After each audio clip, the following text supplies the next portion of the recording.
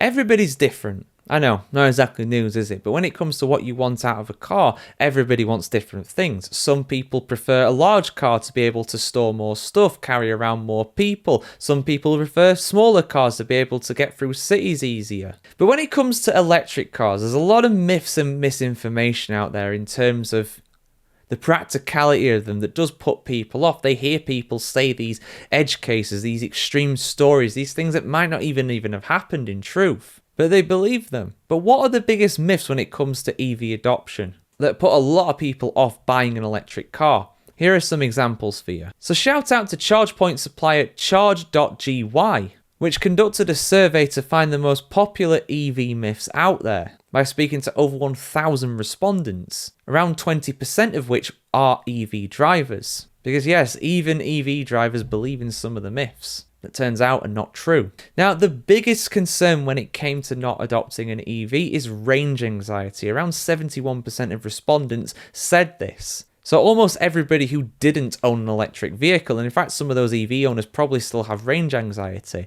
Range anxiety is basically where a lot of people are afraid that their electric vehicle will not be able to do the distance, that you'll get stuck somewhere without having to that you'll get stuck somewhere too far away from the nearest charge point, or the fact that if you have to recharge more often, it makes your journey time and your life just a little bit less convenient. And while range anxiety is a legitimate fear to an extent, at the end of the day, electric vehicle charging points are not as plentiful as fuel stations. That's just a fact. And the overall range of an EV is still less than what a full tank of an internal combustion power car is. That's just a fact again as well. That gap is very much closing though. It's very much getting better in terms of the range that these electric vehicles can now do. And there's a lot of stories about car companies now being able to get over 500 miles out of their vehicles on a single charge, which for most vehicles is pretty much what a full tank of fuel would be. Next up is the purchase price of electric vehicles. So yes, it is a fear, it is a legitimate fear at the end of the day, but it's not as bad as what a lot of people will make out.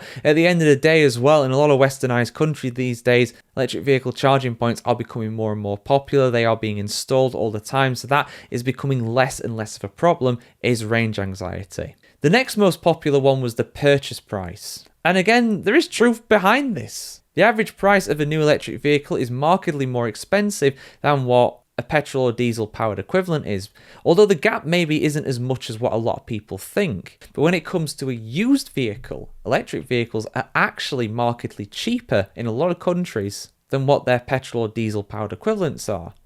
So while it is true that electric vehicles that are new are more expensive, again, that gap is closing. And the overall running cost of an electric vehicle in general is a lot less as well. So even though effectively your starting point is higher in terms of the initial cost of buying an electric vehicle compared to a petrol or diesel powered equivalent, over time it will pay for itself effectively. So if you have the money to be able to buy and run an EV, overall it will actually cost you less, most likely, again depending on your lifestyle and which electric vehicle we're talking about here. And again, perhaps not too surprisingly, a lot of people said that they didn't want to have an electric vehicle because they didn't know where they would charge one. They didn't know where they would actually charge one.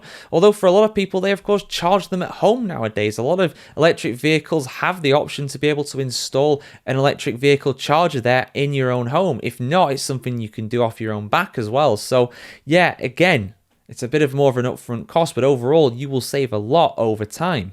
So those are the biggest myths when it comes to EV adoption and why a lot of people don't consider it. But in reality, the problem is not as bad as what a lot of people think. And overall, in the long term, it does make sense to get an EV. But again, there are edge cases. People might do 500 miles per day for their work and stuff like that. And that would make an electric vehicle not particularly practical. And again, if you live in a really rural area or somewhere that's not as developed as some other countries, you're not going to get that many charging points around. So again, look at your circumstances and see what you can do. But depending on what you want, it might actually be a better option to get an EV. But I want to hear what you have to say in the comments below, guys. Are these fears legitimized or are they a bit overblown? I want to hear what you have to say in the comments below as always. Like, share, comment, subscribe, guys, if you want to see more of this. Have a fantastic day wherever you are in the world today, and we'll see you very soon.